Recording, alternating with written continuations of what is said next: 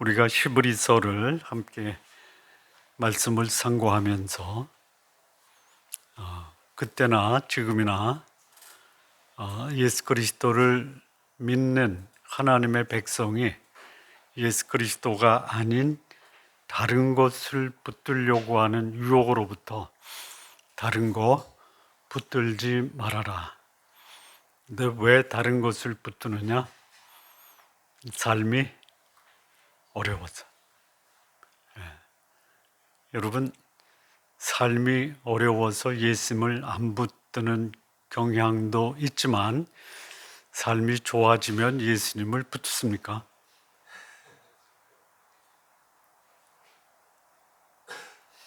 그렇지도 않아요. 그래서 삶의 형편을 바라보면 예수님을 바라볼 수 없어요. 삶이 좋든 나쁘든.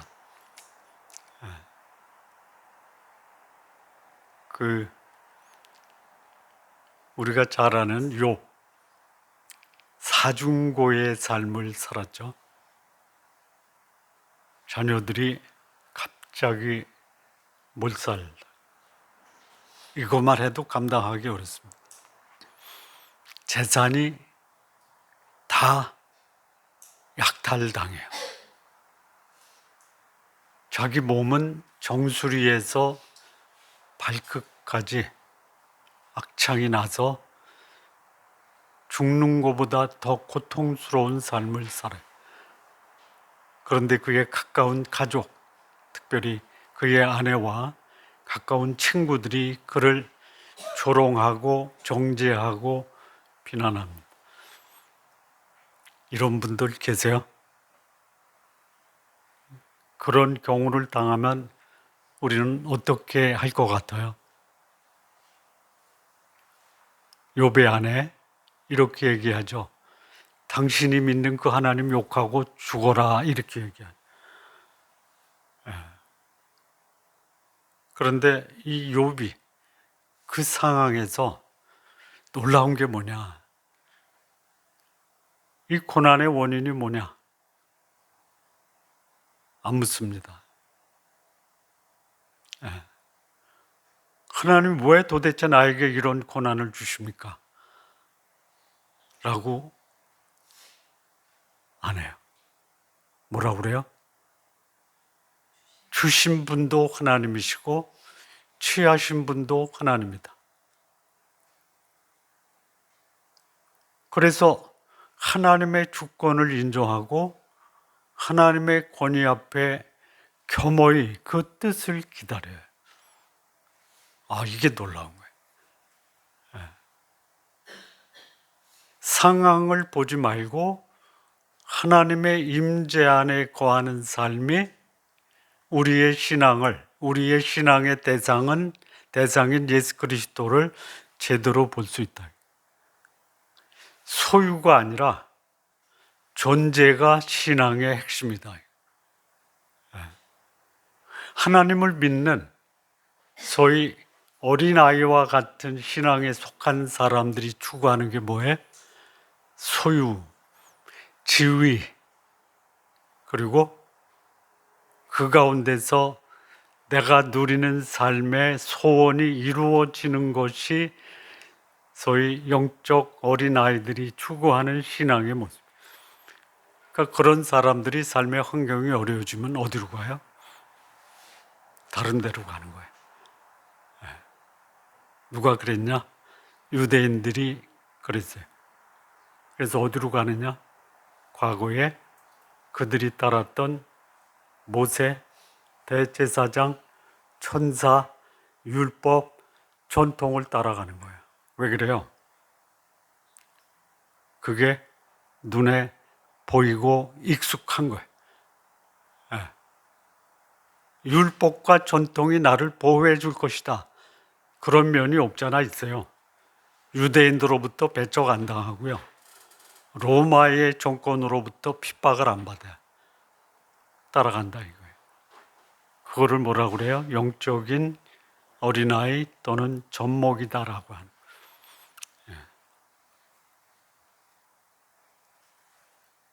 그런데 이 히브리 기자는 우리가 믿는 예수 그리스도, 우리의 환경을 해결해 주는 것도 있어요. 그런데 그 환경을 극복할 수 있는 능력과 믿음을 주신다 이거. 여러분, 우리 삶에서 다가오는 고난은 내가 선택한 겁니까? 살다 보니까 오는 겁니까? 상당히 많은 경우에 우리의 환경이 우리를 힘들게 해요. 물론 내가 뿌린 대로 거두는 것도 있어요. 근데 뿌리지 않은 것을 거두는 것도 있다라는 거. 돌아가요. 근데 이 히브리 기자가 돌아가지 말아라. 제발 돌아가지 말아라. 왜? 너희들이 믿는 이 예수 그리스도가 너희가 돌아가려고 하는 그것보다 훨씬 위대하고 월등하고 우월한 분이다 라는 것을 말씀하는 거예요. 우리가 지금까지 그 예수 그리스도를, 그분의 위대함을 얘기하면서 뭐를 봤냐면요, 천사, 모세, 대제사장이죠. 우리 지난 시간 7장에서 그 구약의 대제사장은 뭐라고 그랬어요? 그림자, 모형. 그런데 예수 그리스도는 뭐예요? 실체, 영원한 실체다. 그림자를 따라가지 말고 실체를 믿고 그분 안에서 우리가 안식을 누리자라는 것이에요. 그래서 그 소위 아론의 반차냐 멜기세덱의 반차냐, 아론의 반찬, 계보, 이거는 혈통이에요. 혈통, 좋은 혈통 가지고 태어나는 건 복이에요. 그런데 이 혈통을 따라서 임명이 되면요, 그들이 가지고 있는 것이 영원하고 견고하고 안전하지가 않은 게 문제예요. 그들이 가르치는 게 뭐예요? 율법이죠. 우리 지난 시간에 이 율법의 특징이 뭐냐? 그것을 지킬 수 없는 연약한 우리들이 율법을 지킬 수 없다 뿐만 아니라 지킬 수 없을 뿐더러 그 율법이 우리를 보호해 주지 못하고 오히려 정죄하고 심판한다라는 거예요. 그들이 돌아가려고 하는 이 아론의 반차, 아론의 계보의 대제사장은 죽는다라는 거예요. 죽어요. 그래서 그는 교체될 때마다 반복적이고 불완전한 제사로 명분만 유지했지 실질적인 대제사장, 세상과 하나님을 연결하는 이 중보자의 역할을 실패했다. 그래도 갈래 이거예요. 그런데 우리가 믿는 예수 그리스도, 떠나려고 하는 예수 그리스도, 그분은 불멸의 생명의 능력으로 우리의 중보자가 되셨다. 죽음을 극복한 부활의 능력이 우리 주 예수 그리스도 안에 있고, 그를 믿는 자는 그런 삶을 오늘 소위 죽을 것 같은 현실을 극복하게 하는 부활의 능력으로 살 수 있다. 그걸 누가 증명하셨냐? 하나님이 맹세하셨다라는, 보장하셨다라는. 그리고 우리 주 예수 그리스도 그분의 사역은 단번에 드린 영원한 제사로 그 사역의 효과는 영원하다. 이 말씀을 지난주에 우리 함께 나눴죠. 뭐 뚜렷하게 기억은 안 나도 어렴풋이 기억이 나죠. 어렴풋이 기억만 하세요. 하나만 하세요. 불멸의 생명의 능력이 그 안에 있어 우리는 죽을 것 같은 세상에서 부활의 삶을 살 수 있다. 자, 그래서 이 외적인, 이 눈에 보이는 율법, 전통, 복장, 그리고 그 건물로 지어진 이 성소의 매력에 빠지지 말고 완전하고 견고하고 영원한 예수 그리스도 안에 머물자. 지난 시간에 말씀을 드렸습니다. 근데 오늘의 이 8장이요. 이 8장의 핵심은 뭐냐? 6절입니다. 6절. 6절 한번 보실래요? 네. 그러나 이제 그는 누구냐? 예수 그리스도입니다. 더 아름다운 직분 얻으셨어요? 그는 더 좋은 약속으로 세워진 더 좋은 언약의 중보자이십니다. 지난 시간 소위 예수 그리스도의 신분을 말씀하세요. 대제사장, 하늘의 대제사장. 그런데 오늘 이 8장은 뭐냐?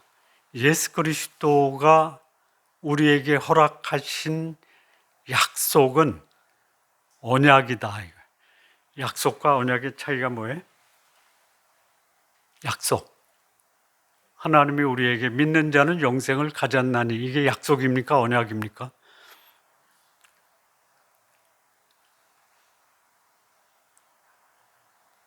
약속은요, 객관적이고 선포되는 게 약속이에요. 예? 약속은 근거가 있어요. 그래서 이것이 공개적으로 선포가 돼요. 예, 이 약속입니다. 언약은 뭐예요? 주관적이에요. 그것이 나에게 적용될 때 언약이라고 하는 거예요. 자, 결혼은 약속입니까? 언약입니까? 언약이에요. 이건 주관적이고 개인적이에요. 약속은요, 객관적이고 공개적이고 이거는 누구에게나 적용되는. 누구든지 믿는 자는 멸망치 않고 영생을 얻는다. 약속이에요. 그것이 내 속에 적용이 되고 믿어지고 그 말씀으로 살아갈 때 그 약속이 뭐가 돼요? 언약이 되는 거예요. 대제사장, 아론의 계보에서 나온 대제사장이 한 그 율법이 약속이에요. 문제는 뭐예요? 약속이 너무 흠이 많은 거예요. 그래서 그것을 받아들여서 적용한 사람이 온전한 언약으로 살아갈 수가 없다라. 근데 예수 그리스도, 그분의 약속과 언약은 영원하고 탁월하고 월등하고 위대하다라는 것이 오늘 이 히브리서 8장의 핵심이에요. 여기 언약이라는 단어가 몇 번 나오는지 혹시 저도 안 세어봤는데 제일 많이 나옵니다. 그러니까 제일 많이 나오는 단어가 그 본문의 뭐다? 핵심이다라는 거예요. 핵심. 그래서 7장은 신분의 위대함이다라고 하면 8장은 그분이 말씀하신 그 약속과 언약이 위대하다. 그래서 여기 뭐가 붙어 있어요? 더 좋은 약속, 더 좋은 언약이다라는 거예요. 그래서 이 7장과 8장을 연결을 시키면요, 더 좋은 제사장이죠. 예수 그리스도 완전한 제사장, 그분이 말씀하신 완전한 약속과 그것을 받아들인 자에게 적용되는 완전한 언약, 가장 완전한 제사장이 가장 완벽한 처소에 어디서요? 하늘에서 하죠. 하늘은 뭐예요? 영원한 곳이에요. 그 가장 완전한 곳에서 허락된 가장 완전한 약속을 언약으로 보증하신다. 이게 7장, 8장의 핵심입니다. 완벽한 제사장, 완벽한 언약, 그것을 그분은 완벽하게 집행하신다. 자, 그러면 이 8장, 그 언약이 우리가 믿을 수 있다라는 떠받치는, 언약을 떠받치는 네 가지 기둥이 있어요. 주보에 나온 것을 조금 수정을 한 건데요. 주보는 이렇게 돼 있죠. 주보는 어떻게 돼 있냐면요. 언약이 우월하다. 아니죠. 장소가 우월하다. 언약이 우월하다. 변화의 본질이 우월하다. 사제가 완전하다. 이렇게 했는데요. 제가 조금 수정을 했습니다. 이 새 언약, 이걸 떠받치고 있는 견고한 기둥 네 가지가 있는데요. 첫째는 뭐가 견고하냐? 여기 장소라고 했는데요. 이 장소를 묵상하다 보니까 장소보다 이 언약의 기원 또는 기초, 토대, 이 기원이 완벽하다라는 거예요. 여러분, 떠받치고 있는 기둥이 흔들리면 어떻게 돼요? 무너지는 거예요. 이 새 언약의 기원이 어디서부터 와요? 하늘에서부터. 하늘에서부터 한다라는 게 뭐예요? 하늘은요, 영원해요? 하늘은요, 변하지 않아요? 하늘은요, 믿을 수 있다라는 거예요. 근데 이 지상의 이 소위 율법, 어때요? 기원이 어디예요? 땅이에요, 땅. 땅이에요. 하나님이 모세를 통해서 줬어요. 하나님의 말씀이 문제가 아니에요. 뭐예요? 그것을 지킬 수 없는 인간의 연약함이 문제예요. 그런데요, 하나님이 주신 이 약속과 언약은요, 그 기원이 하늘로부터 왔어요. 이 말씀을 어디다가 받아야 되느냐? 마음에 받아야 돼요. 나중에도 나오겠지만요. 여기 9절 한번 보실래요?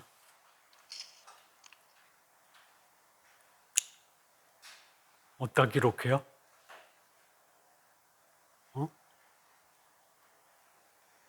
10절.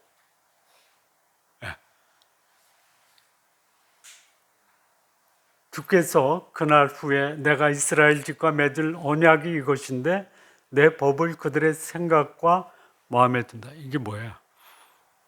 내 인격에 둔다라는 거예요. 그래서 이 말씀은 내 인격이라는 게 내 생명이에요. 이 말씀이 내 생명과 같다. 과거에 하나님이 모세에게 하나님의 법을 줄 때 어디다 새겼어요?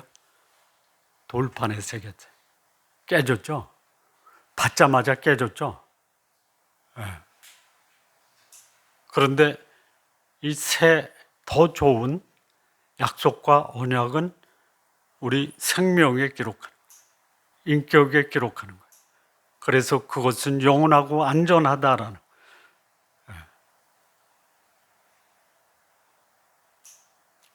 그 다음에 이 새 언약을 떠받치는 두 번째 기둥은 뭐냐면 더 좋은 약속이라는 근거가 완전해요. 이거 조금 더 설명할게요. 세 번째는 뭐냐? 이 새 언약을 기록한 장소 있죠. 마음에.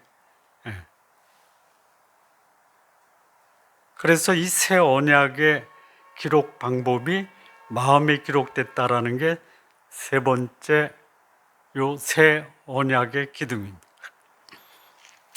네 번째는 그 영원한 사제 있잖아요.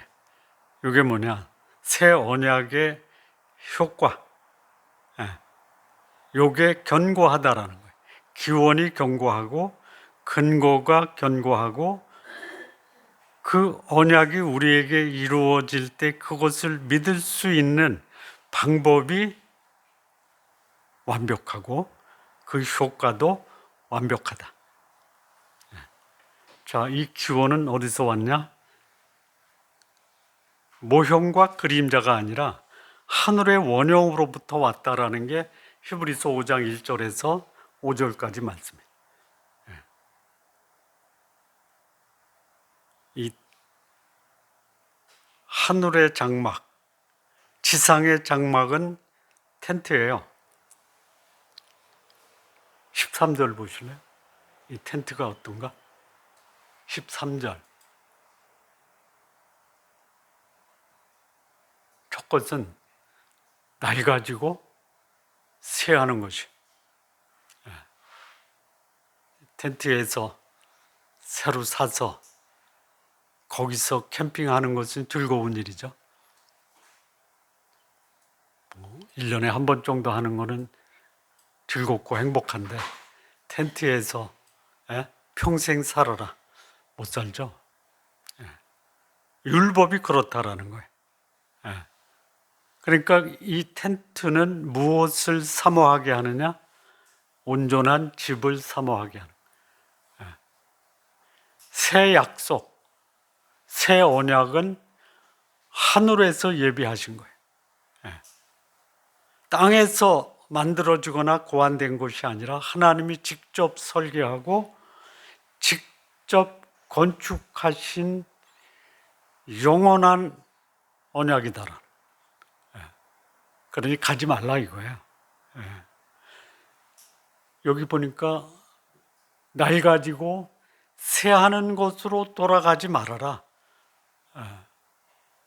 완전한 하나님이 지으신 하늘의 장막에서 나온 그 말씀으로 오늘의 삶을 살아라. 신앙생활은요, 낡은 것을 개선하는 것이 아닙니다. 근원을 바꾸는 거예요. 거듭났다라는 게 뭐죠? 기억나세요? 거듭났다. 2번 태어났다. 이해가 되세요? 첫 번째 출생은 어디서 출생해요? 땅에서. 2번째 출생은 어디서 출생해요? 하늘에서.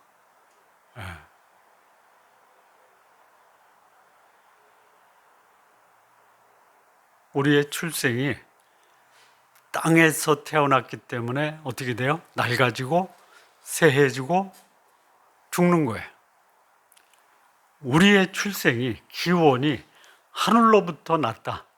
거듭났다. 그래서 그 생명이 뭐예요? 영원한 거예요. 하나님이 우리에게 주신 이 약속과 언약은 하늘로부터 왔다 이거예요. 과거의 삶보다 개선시키는 삶이 신앙생활이 아니고 근원적으로 땅의 삶을 하늘의 삶으로 옮기는 것이 신앙생활이다.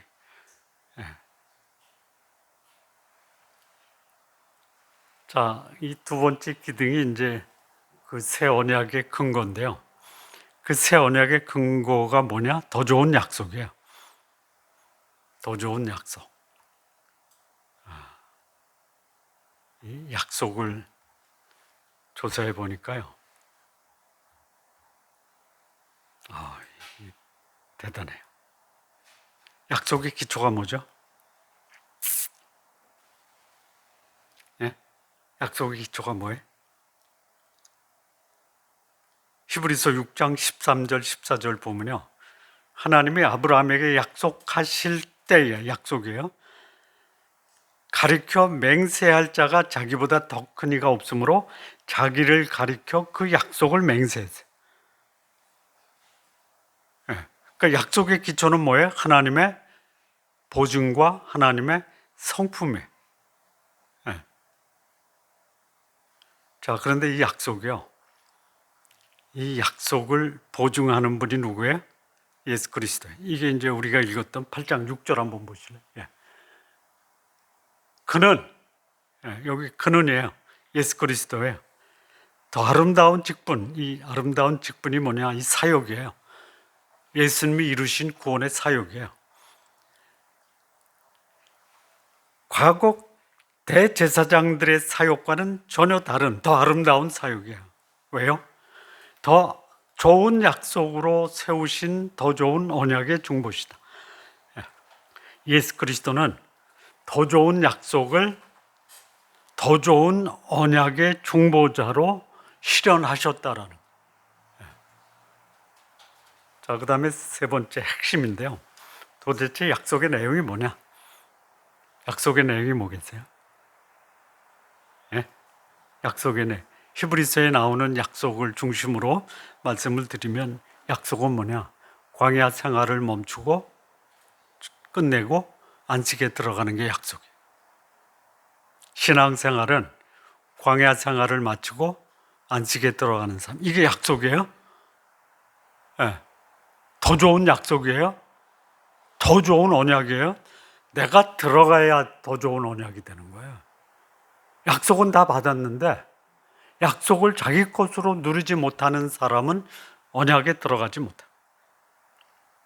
또 있어요. 여기 12절 말씀 볼까요? 내가 그들의 불의를 공의히 여기고 그들의 죄를 다시 기억하지 아니하리라. 이스라엘 백성이 광야에서 그들이 기억하는 그 기억에 긍정적인 기억도 있지만 부정적인 기억이 있죠. 긍정적인 기억이 뭐예요? 많아요. 물을 마셨다. 만나를 먹었다. 메추라기를 먹었다. 구름 기둥을 보았다. 불 기둥을 보았다. 하나님이 그들을 용서하셨다. 좋은 기억이 있어요. 나쁜 기억은 뭐예요? 원망과 불평에서 하나님의 벌을 받았다. 그러면 더 좋은 약속은 뭐예요? 용서했다가 다시 벌하시는 것이 아니라 한 번 용서하면 영원히 용서하신다. 이게 그거예요. 다시는 기억하지 않는다. 뭘요? 죄와 불의를. 이게 약속이에요. 안식과 제사함. 그러면 이 약속이 내 것으로 언약이 되기 위해서 내가 해야 될 게 뭐예요? 내 책임이 뭐예요? 믿음과 인내. 히브리서 10장 36절에 보면 너희에게 인내가 필요하면 너희가 하나님의 뜻을 행한 후에 약속을 받기 위함이다. 믿음과 인내. 여러분,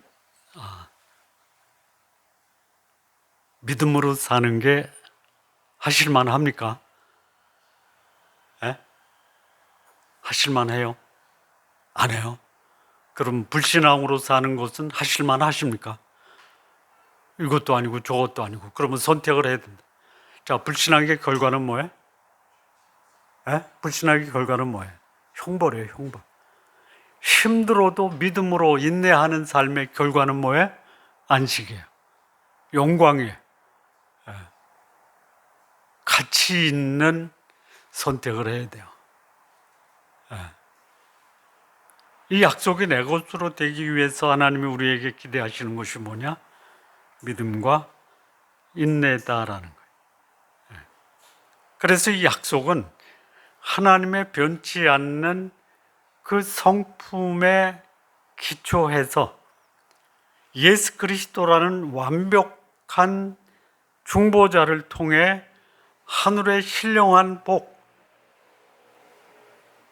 영생, 안식, 이 약속을 우리에게 제시하셨는데 이것을 내 것으로 만드는 조건이 뭐냐?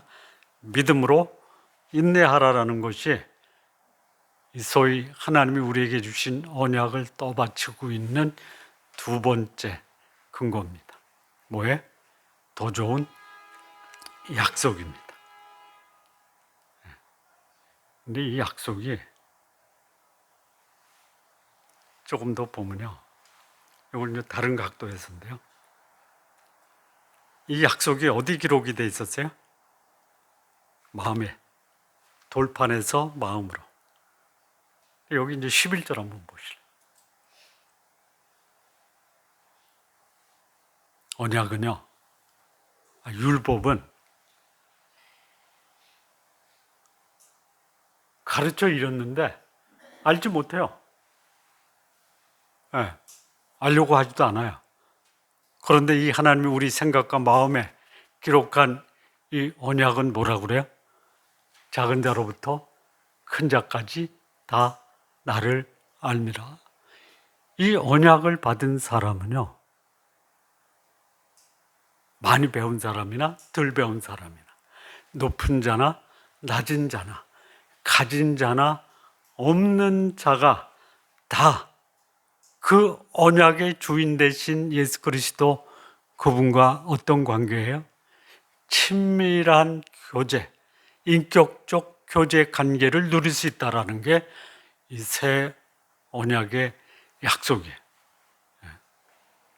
그리고 이 효과는 말씀드린 대로 영원한 제사함을 누리게 한다.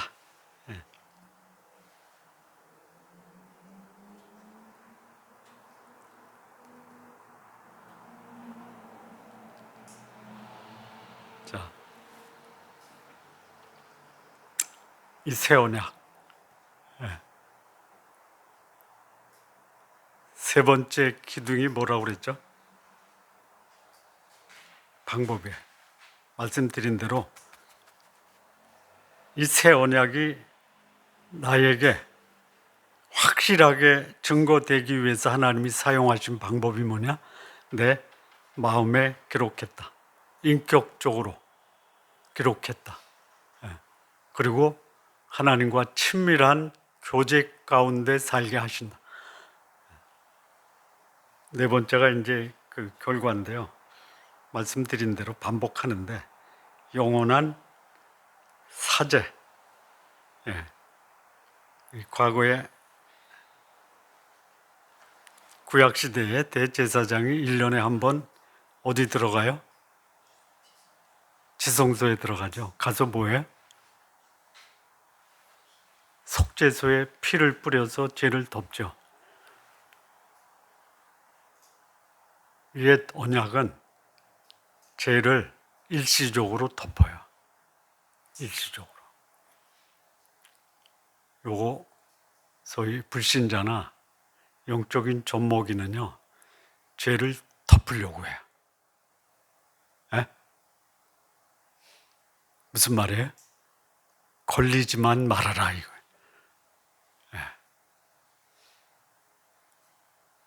그리고 안 걸리면 그 안에서 됐다 이거예요.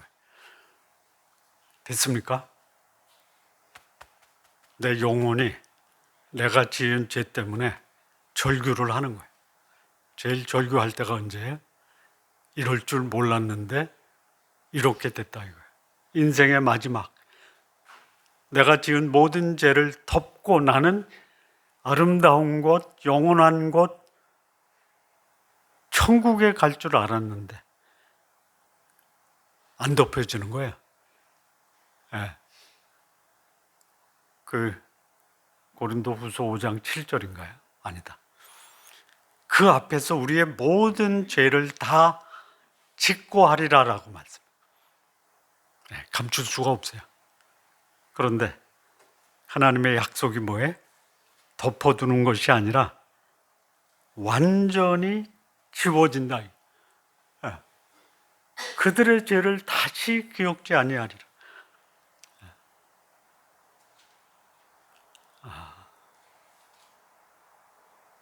죄가 하나님과 사람 앞에서 완전히 지워졌다. 그러면 자유와 해방을 누릴 수 있죠. 그런데 삶은 여전히 피곤할 수 있다.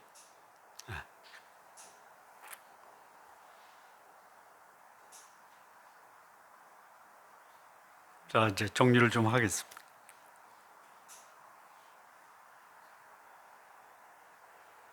이 첫 번째 언약은요, 날 가지고 세해줘요. 13절.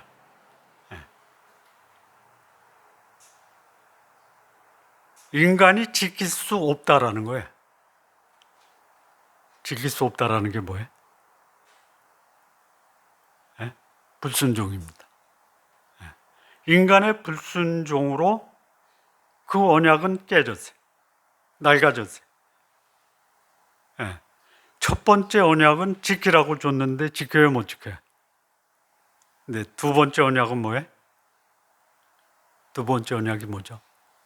두 번째 언약을 다른 말로 아까 약속은 안식과 제사함이죠. 그런데 두 번째 언약이 뭐예요? 안식과 제사함은 그 근거가 하나님의 은혜죠. 이 새 언약은 소위 하나님의 은혜로 주어진다 이거예요. 첫 번째 언약은 내가 지켜야 되는데요. 두 번째 언약은 뭐예요? 은혜로 주어지는 거예요. 은혜로. 그래서 이 두 번째 언약은 이미 성취된 것을 나한테 주는 거예요. 어떻게 해야 돼요? 첫 번째 언약은 지켜야 돼요. 두 번째 언약은 그 안에 들어가서 누리면 된다 이거예요. 첫 번째 언약은 내가 어떻게 하느냐에 따라서 좌우되지만 두 번째 새 언약은 영원하신 하나님 대제사장 예수 그리스도가 친히 보증하시기 때문에 결코 실패할 수 없다. 돌아가지 말자.